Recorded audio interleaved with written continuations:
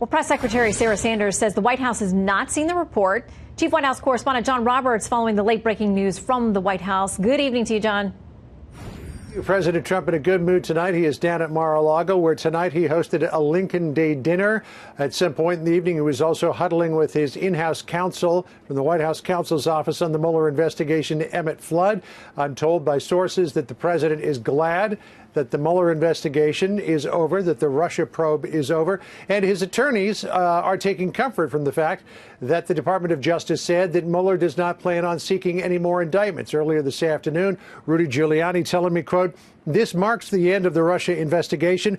We await a disclosure of the facts. We are confident that there is no finding of collusion by the president, and this underscores what the president has been saying from the beginning, that he did nothing wrong." I'm told it's not likely that anything will come out in the next 24 hours, maybe 36 hours, because there's a lot of material for the Department of Justice to go through. A lot of the material would be classified. A lot of it would be subject to executive privilege. They're telling me that the earliest that anything could be released to Congress, and maybe the first glimpse we'll get of it publicly, might not be until late on Sunday.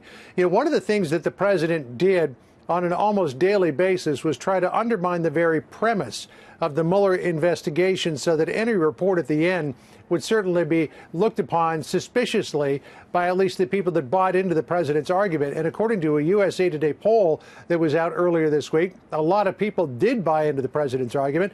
The USA Today poll found that some 50% of Americans believe that the president was the subject of a witch hunt. And on his way out the door this morning, as he was headed down to Mar-a-Lago, the president continued to make that point. Listen here. We're going to see what happens. It's going to be very interesting, but we'll see what happens. There was no collusion. There was no obstruction. Everybody knows it. It's all a big hoax. I call it the witch hunt. It's all a big hoax. So we'll see what happens. I know that the Attorney General, highly respected, ultimately will make a decision.